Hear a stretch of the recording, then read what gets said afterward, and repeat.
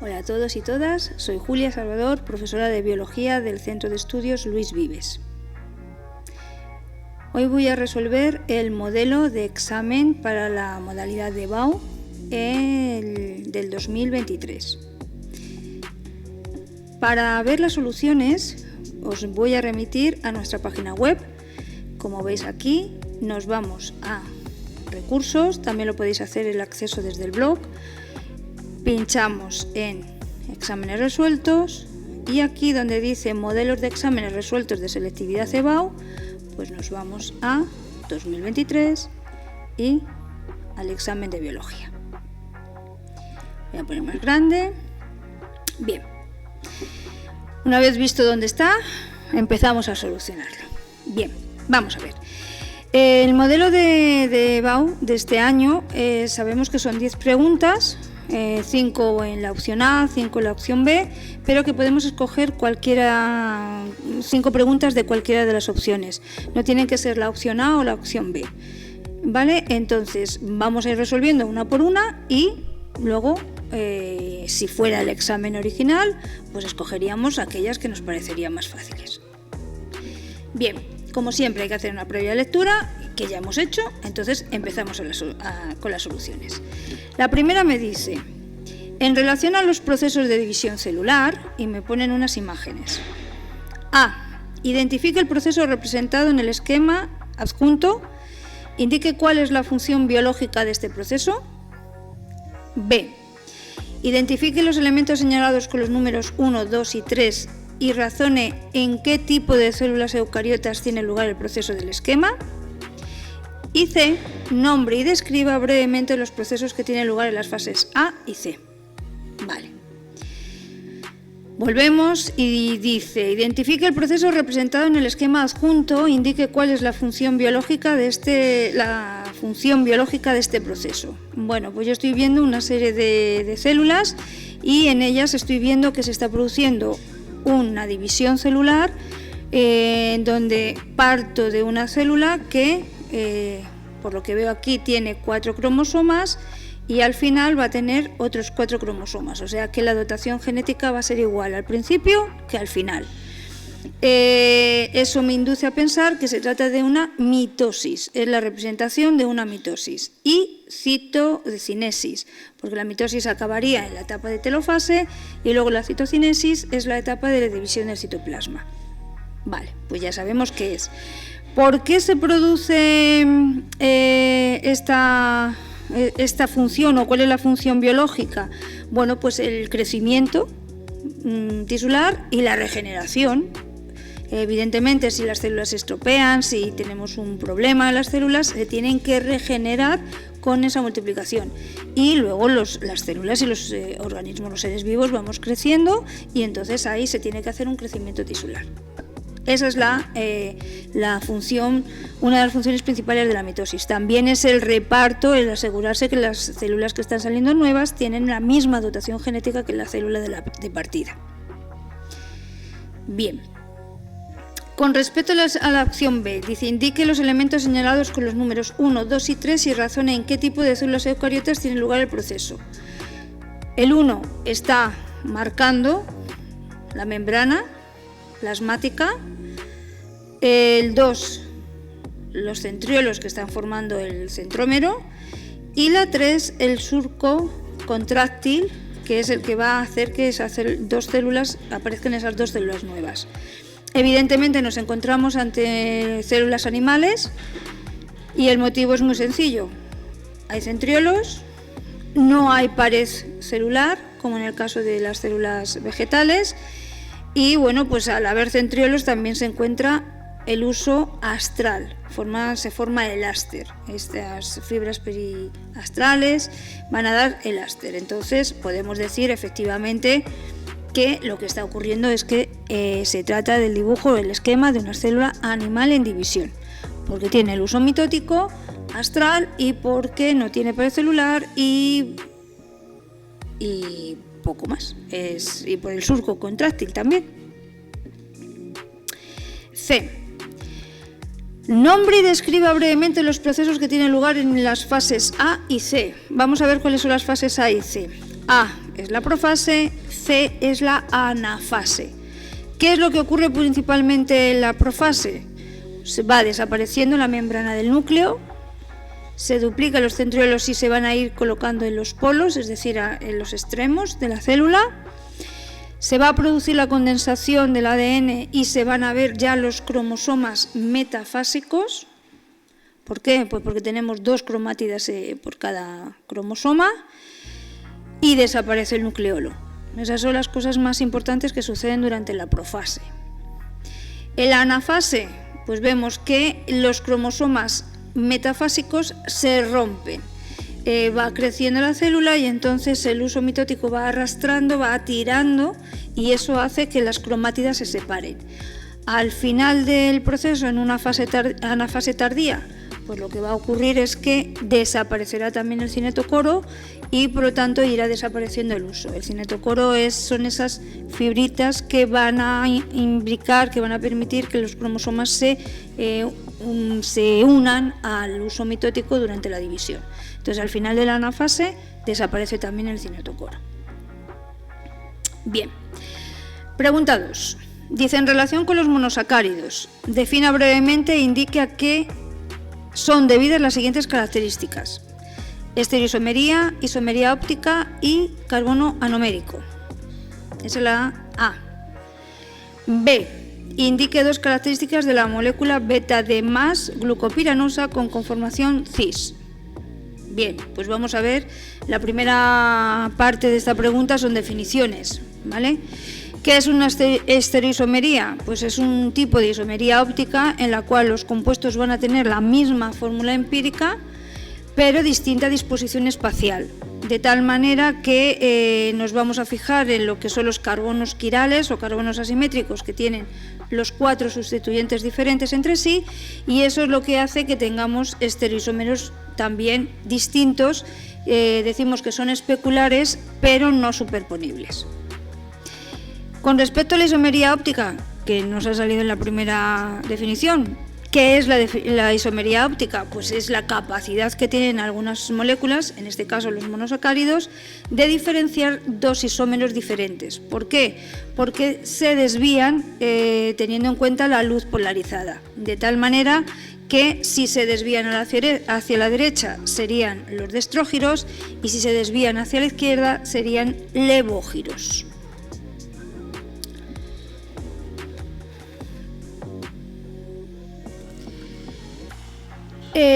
Bien, y la última definición que nos hacen sobre este punto es lo del carbono anomérico. ¿Qué es un carbono anomérico? Bueno, pues es un carbono carbonílico que cuando se está produciendo la ciclación de un monosacárido, normalmente de 5 carbonos, aproximadamente, luego los de 4 también, pero fundamentalmente los de 6, como glucosa o fructosa, se me ocurriría decir, pues lo que va a ocurrir es que ese carbono se va a convertir en un carbono quiral, es decir, va a estar sustituido por 4 cosas diferentes.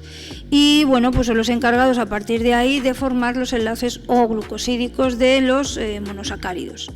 Porque ya sabemos que se une un carbono anomérico con otro carbono anomérico en un enlace dicarbonílico o en otro que no es anomérico en un enlace monocarbonílico. Esta última parte es algo que os estoy explicando, pero que no era necesario poner en el examen y por eso no está reflejado también en la pregunta. Con respecto a que digamos las características de la molécula beta-D más glucopiranosa con conformación cis, pues simplemente leemos lo que dice. Es un estereoisómero D. ¿Por qué? Porque el OH del carbono isómero principal, del carbono anomérico o del carbono asimétrico principal, en una glucosa, por ejemplo, sería la del carbono 5, en una fructosa sería otro carbono, está a la derecha, la galactosa también sería el 5, está a la derecha. Es destrógira, ¿por qué? Porque desvía la luz polarizada hacia la derecha.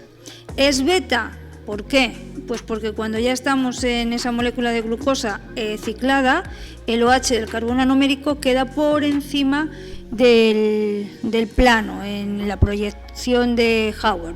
Es muy sencillo, si está al lado del ACM acetal, del oxígeno, es beta. Si está hacia abajo el OH, es alfa. Esas son las características fundamentales. Pregunta 3. Dice, en relación con la biotecnología, A. Explique brevemente la tecnología del ADN recombinante. B. Defina vector de clonación. C. Explique qué son los organismos modificados genéticamente, indique 2 de sus aplicaciones y 1 de los posibles inconvenientes. Bueno, en cuestiones de biotecnología nos están haciendo preguntas, entonces hay que tener muy en cuenta estas preguntas de los modelos, por si acaso. Es una técnica o es una parte de la biología que está muy de moda últimamente y que hay que prestar atención. Entonces decimos, en relación a la biotecnología, cuando nos dice que qué es la técnica del ADN recombinante, lo que va a pasar es que se van a introducir segmentos de ADN, fragmentos que normalmente son los genes de ADN, en unos vectores de clonación. ¿Para qué? Para meterlos en unas células huésped de tal manera que así se va a producir esa proteína codificada del gen que hemos introducido en esa célula huésped. Lo importante es que en estas técnicas de ADN recombinante, tanto el ADN que se ha insertado como el del vector de clonación van a utilizar endonucleases de restricción específicas para que se produzcan los cortes en el mismo sitio. ¿Y qué es un vector de clonación? Pues un vector de clonación es un fragmento de ADN que sirve para transferir secuencias del ADN a células huésped y así poderlos utilizar en clonación o en recombinación. 2. ¿Qué es un organismo modificado genéticamente? El OMG. Bueno, pues es un organismo en el que se ha tratado de alguna manera produciendo un cambio genético, es decir, se ha tratado su material, se ha alterado de forma artificial de tal manera que ya no es el material genético primitivo. Las aplicaciones que podemos utilizar, pues en la formación en industria alimentaria, por ejemplo, en las plantas transgénicas o en ganadería con animales transgénicos. ¿Para qué se modifican? Pues genéticamente, pues para producir resistencia a microorganismos, a insectos, o también se puede utilizar en biomedicina y en tratamientos de enfermedades génicas. Un inconveniente importante, bueno, pues es ese dilema ético que hay entre los que son partidarios del uso de estas técnicas y los que no lo son, porque piensan que vamos más allá de lo que es la concepción de un ser vivo como tal. Bueno, ese es el inconveniente que encontramos actualmente más, que impide que se utilicen más las técnicas de biotecnología. 4. En relación con la replicación del ADN, defina los modelos conservativo y semiconservativo de la replicación e indique cuál de ellos se demostró experimentalmente como cierto. Y B. ¿Son sinónimos los términos replicación semicontinua y replicación semiconservativa? Y justifique su respuesta. En la replicación del ADN o duplicación del ADN, pues se intentó explicar cómo se producía. Y hay 2 modelos fundamentales. Uno es el modelo conservativo y el otro es el semiconservativo.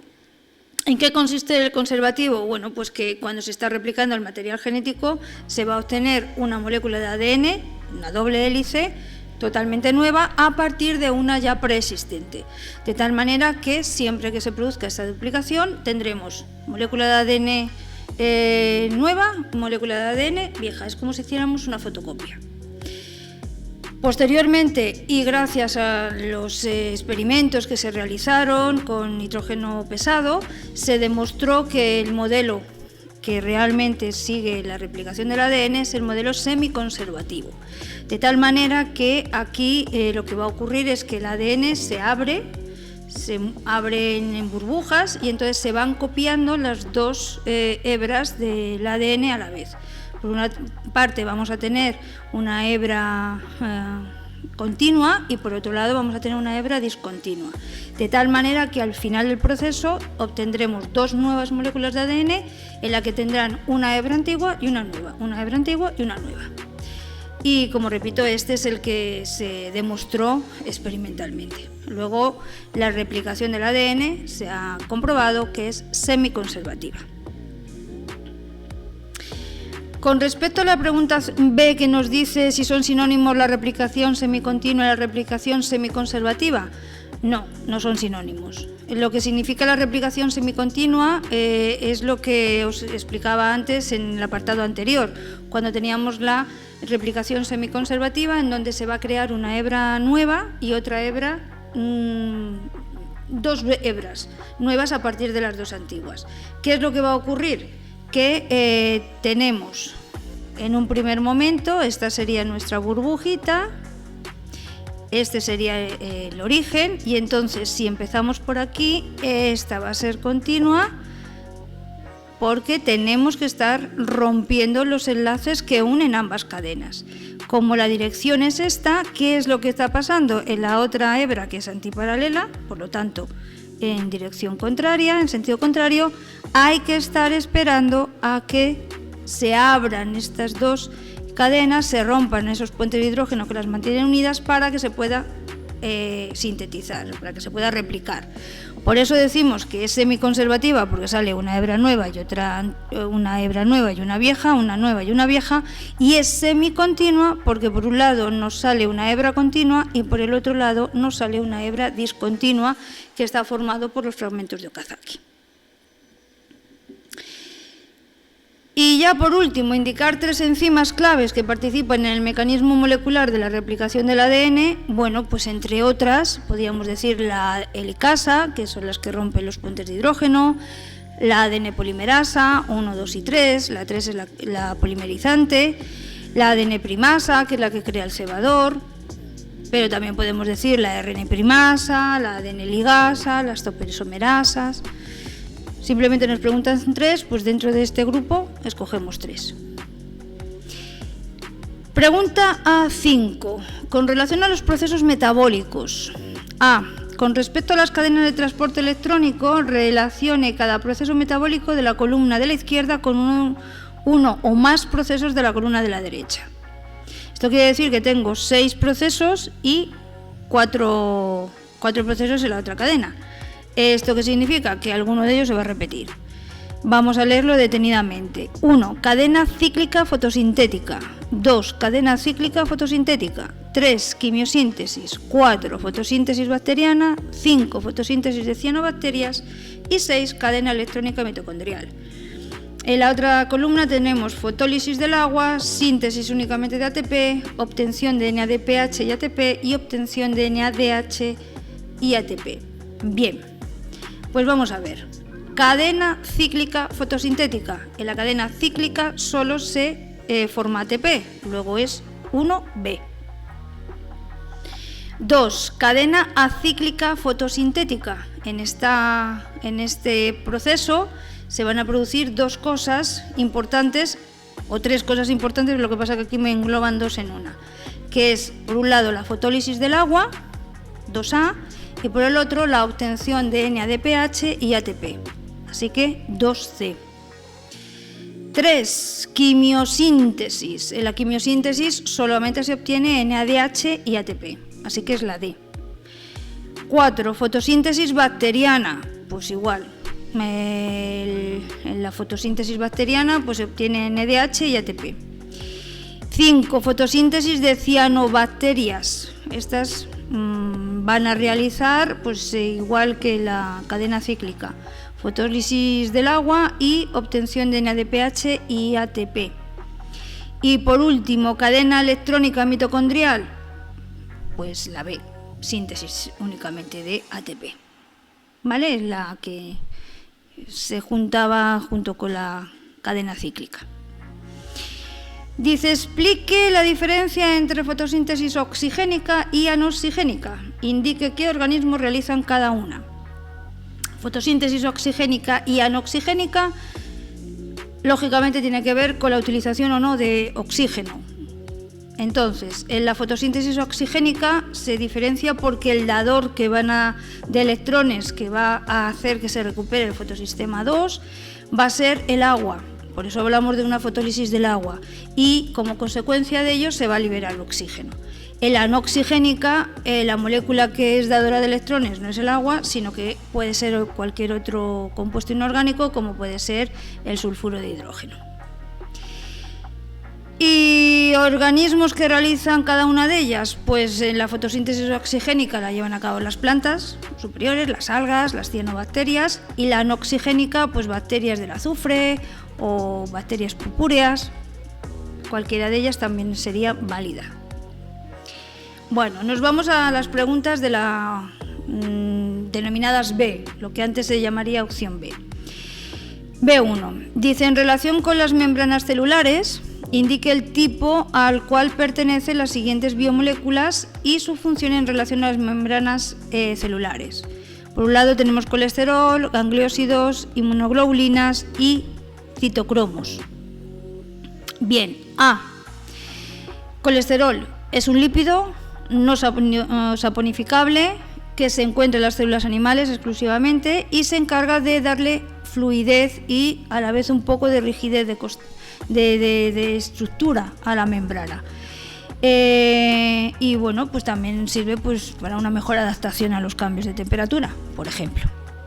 Los gangliósidos también son lípidos, son esfingolípidos y su función principal está en las células, forman parte de la mielina de las células del sistema nervioso.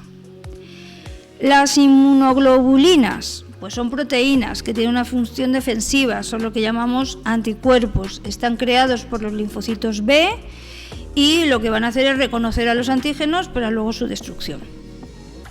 Y los citocromos son proteínas que están encargadas del transporte de electrones en procesos metabólicos, en la fosforilación oxidativa o en la fotofosforilación oxidativa también. Pregunta B2. En la relación con las aportaciones de Mendel al estudio de la herencia, ojo, un ejercicio de Mendel, muy sencillito, vamos a verlo con detalle. Dice, la orquídea de los Alpes, el color de los pétalos morado, A mayúscula, es dominante sobre el blanco, A minúscula. A. Si una orquídea homocigótica para el carácter dominante se cruza con una orquídea blanca, indicar los genotipos y fenotipos de los progenitores y de la primera generación. Indique qué ley de Mendel se cumple en este cruzamiento. Bueno, pues a diferencia de las anteriores preguntas, yo voy a ir contestando esta apartado por apartado. Vemos que me dice que uno de los parentales es dominante, homocigota dominante, luego tendría que ser A mayúscula. La otra me dice que es blanca, no hace falta que me diga que es homocigota porque al ser recesiva pues tiene que ser homocigota. ¿Cuáles? Estos son los genotipos de los parentales. ¿Cuál sería la primera generación filial? Bueno, pues cruzaríamos este con este con este y volveríamos a hacerlo y volveríamos a hacerlo. Es decir, este sería el genotipo de la primera generación filial y fenotípicamente el 100% saldrían del color del parental dominante, en este caso morado. ¿Cuál es la ley que hace referencia a esto? Pues la primera ley de Mendel o ley de la uniformidad. Cuando juntamos para un solo carácter parentales homocigotos dominantes y homocigotos recesivos, desaparece el carácter recesivo frente al dominante fenotípicamente. B. Dice, indique las proporciones genotípicas y fenotípicas de los individuos resultantes del cruce de dos individuos de la F1. Indique qué ley de Mendel se cumple en este cruzamiento. Bueno, pues ya sabemos que la F1, todos los individuos eran heterocigotos. Bueno, pues si yo los cruzo, ¿qué es lo que va a ocurrir? Vamos a hacer aquí un punet. Sacamos los alelos y decimos AA, así, así y así. Vale, vemos que estos serán los genotipos y tendríamos 3 fenotipo dominante, moradas, y una proporción de 1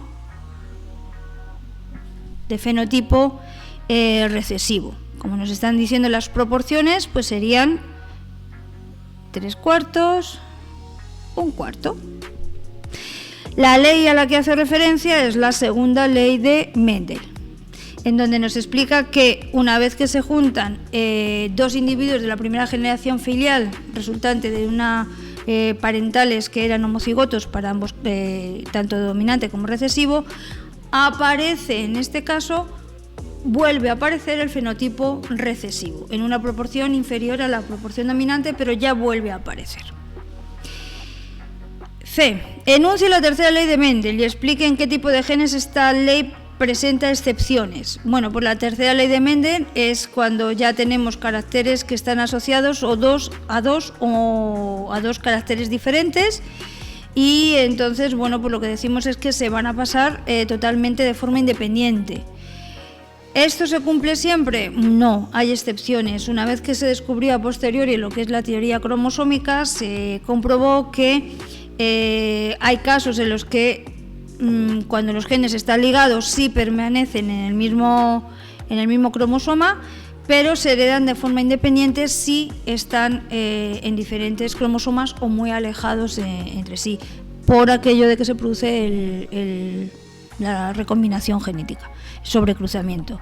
Entonces esta ley que se cumple, pero dependerá de si los genes pasan ligados o no están ligados. B3. Con respecto al sistema inmune. Un recién nacido lactante de 2 semanas de edad presenta anticuerpos IgG e IgA y no presenta anticuerpos IgM. Si el recién nacido no ha tenido ninguna infección, explique por qué vías puede haber llegado a él los anticuerpos IgA e IgG. ¿Qué nombre recibe este tipo de inmunidad? B. ¿Cuál es el primer anticuerpo que se genera para combatir una infección? ¿Cuál es el anticuerpo que abunda más abundante en la sangre? Y C. ¿Qué se entiende por inmunidad activa? Explique la diferencia entre inmunidad activa natural e inmunidad activa artificial. Vale. Bueno, pues ¿qué le pasa al recién nacido si se observa que presenta anticuerpos de tipo G y de tipo A? Bueno, pues que los ha recibido a través de su madre. Los bebés no tienen sistema inmunitario creado, se va creando después del nacimiento, en los primeros meses de vida y a posteriori, y entonces los anticuerpos que tiene son todos procedentes de la madre, o bien a través de la placenta o bien a través de la leche materna, de la lactancia. Es un tipo de inmunidad que es natural pero pasiva, porque no lo genera el propio individuo, el bebé en este caso, sino que viene de mamá. El primer anticuerpo en la respuesta de la pregunta B que aparece en primer lugar en una infección son los IgM, y sin embargo estos desaparecen a los pocos días, una semana o así, mientras que los más abundantes son los IgG. ¿Qué se entiende por inmunidad activa? Bueno, pues eso es que se activa todos los mecanismos por los cuales se ponen en marcha nuestro sistema inmunitario para enfrentarnos ante una posible infección. Hay dos tipos fundamentales, que son la inmunidad activa natural y la inmunidad activa artificial. Activa natural, muy sencillo, yo me expongo ante un patógeno y mi cuerpo genera anticuerpos para frenar esa infección o para recordar en un futuro y crear esa inmunología frente a ese patógeno en concreto. Eso sería la activa natural. ¿Qué es lo que está ocurriendo con la activa artificial? Pues es a través de vacunas, es decir, no me he enfrentado directamente al patógeno, pero sí que me han inoculado o me han inyectado algo que hace que mi cuerpo de forma activa genere los anticuerpos para que cuando me enfrente a ese patógeno, a un virus o lo que sea, ya mi cuerpo lo reconozca y entonces no se produce la infección. Y eso se consigue mediante las vacunas, de forma preventiva. B4. Dice, en relación con el metabolismo de los procariotas, describa brevemente los tipos de procariotas según su relación metabólica con el oxígeno. En B me dice que una bacteria vive en una chimenea volcánica submarina a más de 4.000 metros de profundidad, por lo que salen gases sulfídricos y carbónicos, que expliquemos razonadamente el tipo de nutrición que presenta y cuál es su fuente de carbono. Y C, que describamos brevemente el papel que juegan ciertas bacterias con relación al nitrógeno atmosférico. Bueno, los tipos de procariotas según su relación metabólica con el oxígeno van a ser aerobios, si necesitan el oxígeno para desarrollarse, anaerobios, si es todo lo contrario, es decir, en presencia de oxígeno morirían, o facultativos, cuando son capaces de utilizar un método u otro, es decir, vivir en presencia de oxígeno o en ausencia de ello, y estaría en disposición de la disponibilidad precisamente de este oxígeno en el medio. Dice en el B que esta bacteria que vive en una chimenea volcánica, que explique razonadamente el tipo de nutrición, pues es quimioautótrofa y la energía la va a obtener a través de oxidaciones de compuestos inorgánicos como pueden ser el sulfídrico, y la fuente de carbono va a ser el dióxido de carbono, ya que lo que están expulsando son gases sulfídricos y carbónicos. O sea que formaría ese dióxido de carbono a partir de ácidos carbónicos. Y luego el papel de ciertas bacterias, que qué papel juegan en relación con el nitrógeno atmosférico. Bueno, pues hay bacterias que son capaces de fijar ese nitrógeno atmosférico, lo van a transformar en amoníaco, luego ese amoníaco se va a transformar en nitratos, que lo pueden aprovechar las plantas, y nitritos, que bueno, con bacterias que van a ser simbiontes y que van a facilitar la fijación de ese nitrógeno a las raíces de las plantas, y luego esas plantas pues se van a formar otra vez, se van a descomponer y van a formar otra vez, van a producir ese nitrógeno que va a volver otra vez a la atmósfera, con lo cual se cerraría ese ciclo del nitrógeno con bacterias desnitrificantes y bueno, pues esta sería. Y bueno, la última pregunta también tiene tres apartados tiene, y en la primera nos dice que relacione cada orgánulo o estructura de la cadena izquierda con una función de la cadena de la derecha. Nos dice centrosoma, pues vamos a ver si lo encontramos. Dice movimiento celular, sí. Aporte de genes extracromosómicos, no.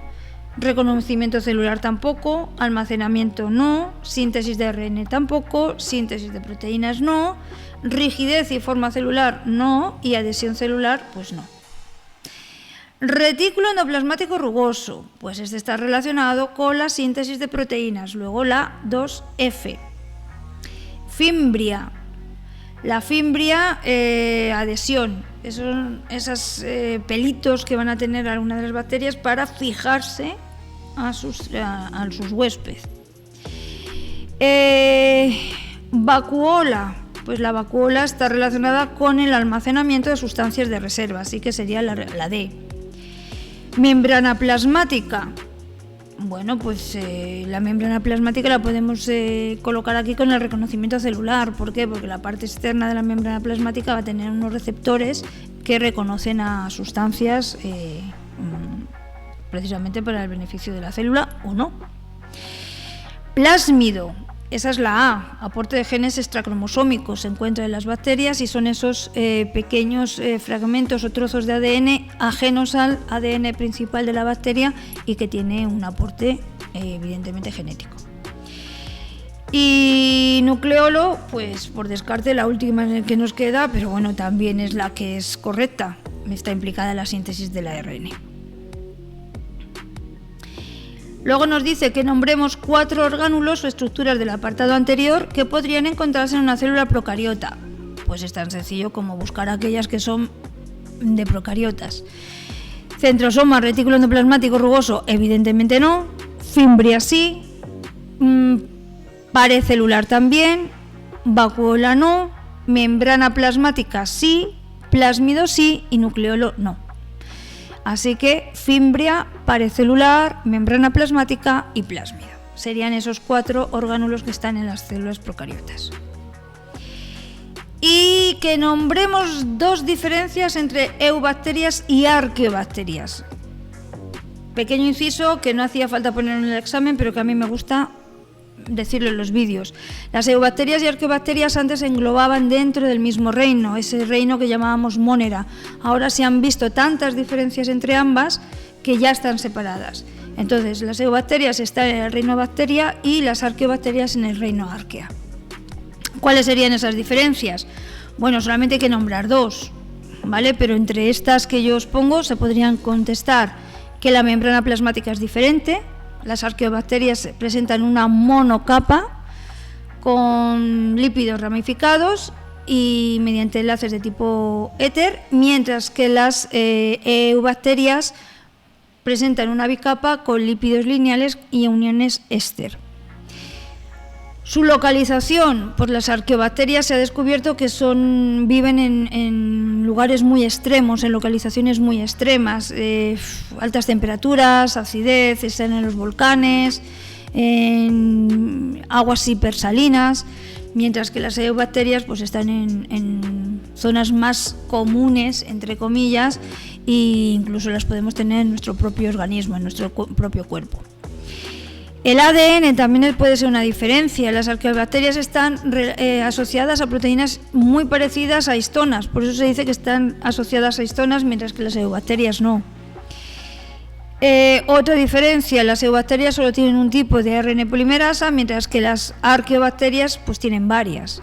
Y ya por último podríamos nombrarlo, aunque tampoco es una de las diferencias más destacadas, pero bueno, se podría nombrar como tal, que el aminoácido que va a iniciar la síntesis de proteínas en las eubacterias es la formilmetionina, mientras que en las arqueobacterias es la metionina. ¿Hay más diferencias? Sí. Yo os he puesto aquí 5, de ellas además solamente habría que escoger 2, las que os parezcan más relevantes. Y hasta aquí el modelo. Espero que os hayan ayudado mis respuestas y nos veremos en próximos vídeos. Hasta luego.